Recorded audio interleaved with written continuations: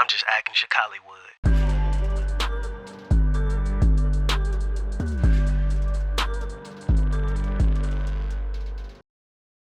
I haven't been anywhere else. So all I know is about my hometown. And in Chicago is dope. It's a lot of opportunities here. It's a lot of work here, but I'm going to keep it real. I feel that if I move on, I can progress a lot more. It's interesting you say that because I feel like Chicago has the opportunity to give us what we need, because I understand the dynamics of what you mean, where it's like I need more resources. Yes. That's why I created this platform, Acting CHICALLYWOOD, because I used to be out in LA. I used to live in LA and Hollywood and be on the whole thing of that nature. And it's interesting because they have like a well-oiled machine, and to a certain extent we do too, except that what we do is we don't oil the machine. We too busy looking at other people's machines and being like, why they doing that over there? They ain't messing with me. They hating on me. They don't like, because if we can get past the cliquish phase of this, I think we would have something amazing. So yeah. And not only that, if we can all collectively come together and work together. Yeah. Instead of always being in competition. Yeah. And I would say this, that's even dope, because segueing into what I seen with you when I saw some of your skits and even some of your movies, I've seen a lot of people that I've seen in other things, which I thought was dope. It was like this nice, like, yo, I'm like, I seen that person, or I seen Skin Bone and seen this person. So how did that come about, just like collaborating? Was it just accent, or they saw your work and we just... No, actually, I would like to give my friend, my partner in crime, his name is comedian Harvey Dent. Shout So out to I Harvey actually Dent. met him on the set of Sherelle Brown's movie. It's called Jackie Knows Best. I hope I'm saying that right, Sherelle. And I actually met him then. Okay. So what happened was we were on the set, and right when the director was like, action, and we were going into the spill, he said, cut. Sherelle, I don't know if you remember this. I remember this shit like it was yesterday.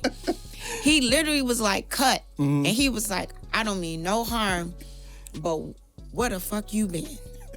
That's what he said to me. Yeah. That same specific day when we were on set, later on when I finished my role and it was time for me to go, you know, he met me outside and he was like, hey, I want to exchange numbers with you because I've been looking for some female actresses to work with in skits. So long story short, he introduced me to all these people. Nice. Yeah. That's so super he dope. told me himself, he was like, you're so gifted, you're so talented, like you're funny, you write, you direct, you're a great actress. I want to open these doors up for you and let you meet these people. He introduced me to Shaky, Rico So Funny, Skin Bone, Uncle Hank, D Brown, Big Lowdown, Marvin Berry. He introduced me to all of them, Super Cake, and and I really dope. thank him for that. Yeah. And that's what I'm saying, because I've been blessed to be in situations like that where people have introduced me to others. That's why, like, once again, creating this platform, people get to kind of get a chance to see you, meet you, and see exactly your personality and your character. So, like, now, does that put you in a situation where, like, okay, I got to give back. I want to bring in some more people. So when you find people and dope talent, how does that make you feel? Well, I've always been a person that I always wanted to pass the torch. Yeah. I always said that. I'm never going to gatekeep, because if I feel as though that I can help somebody, I'm going to help them because I know what it feels like. Yeah. When I was there, Yeah. you know, and everything is not always about money to me either, you know. So, like, I'm really big on trying to find other people that want to start content creating and bringing them in a circle, and, you know, giving them the tools to help them along the way. I do that as far as with actors, actresses, comedians, whatever. Like, I enjoy working with other people. I was just about to, so that segue into my next question. So what does it take to work with you? It's easy, just reach out. Yeah.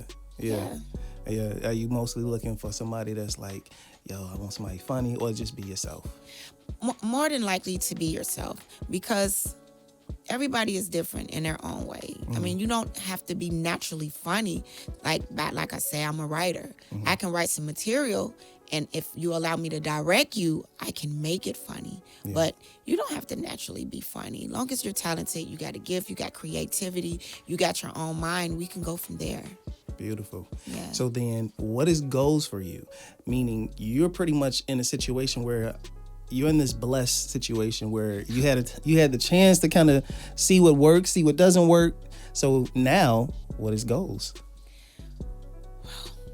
My ultimate goal is to have my own one-woman show. You know, I want something similar to like Martin or the Jamie Foxx show, or even in Living Color. Nice. So that is one of my ultimate goals. My second goal is to get a distribution deal from a movie distributor like Warner Brothers, Lionsgate, Blumhouse. So I'm a big fan of horror movies. And my goal is to be the top female horror filmmaker in Chicago. Okay. As a Black woman. Nice. Yeah. I think the film that I saw, because we were at a film festival together, and I think it was it The Nun? I think you had on like a nun outfit. Yeah. Okay. What was the name of that one? It was called Get It Out of Me. Okay, Get It Out of Me. Okay. So. Yeah. So what is why do you gravitate towards the horror aspect? Oh my God. That is all on my mom. May she rest in peace. Growing up as a kid, my mom was a big horror fan. Okay. And that's all she watched. Yeah. So I was traumatized as a child. I'm sorry, Mom. I was traumatized as a child. That's all my mom watched. That's all she went to the show to see. Growing up as a kid downtown, you remember, I don't know if you remember, you probably do, Woods Theater, Mac Victor. Yeah. You know, when you could see like 3 movies for like $5. Yeah. You know, my mom didn't, all she saw was horror movies. And I just fell in love with horror films. Was it one in particular that you was like, this one right here, though? The Exorcist. Okay. Yeah. I mean, the creme de la creme of horrors. Yes. The Exorcist. Yeah. Okay. And that just basically stuck with you. And you said, okay, you know what? Yeah. You caught it from because it's like you have this unique dynamic of you got your comedy aspect and then you have your horror aspect. Because I saw another film that you let me check out, Straight Jacket. It was more psychological too. Yes. Yeah. So what was the mindset behind that? Well, it was mainly about Black on Black crime. Really. You know, like what goes on in facilities, how patients are abused and how they're treated, and you know, and how our people abuse patients and stuff like that. So that's what that really was about.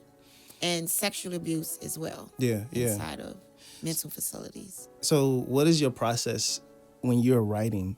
Like, is it based off of things that you're experiencing or seeing or hearing and you're like, you know what, that's a story that needs to be told? Yeah. Because, for example, when I did a film called Facing Your Demons, and it was basically about, awesome. Thank you. And it's about makeup and stuff like that. I don't know too much about makeup. I had to reach out to somebody and say, so how does this work? How does this particular aspect of it, or how would a person actually apply it from this perspective? Yeah. And it gave me a lot of insight to be able to start writing when I started writing it, because I was sitting down with some people to kind of get some insight. So do you have a process to your writing, or? Honestly, I can say that I'm just blessed. Yeah. I can just be sitting and click. Just going. It'll just pop up in my head. I don't write down anything. Wow. I write off the top of my head. You know, I may put my synopsis together. I may jot down character names if I come up with that. But as far as me being a writer, I'm freelance. Nice. Everything is off the top of my head. Yeah. And even if I'm sitting here with you right now, and you may say something that may click, I don't need a notepad. It's a level of genius right there. That's how I am. Yeah. How is it like working with you as far as on the directing side? How is it working? How do you direct? Well, I am very serious when it comes to directing. First and foremost, I try to let my actors know, especially if I'm working with somebody that I'm close to, friends with, or anything like that, is business. I'm just acting CHICALLYWOOD.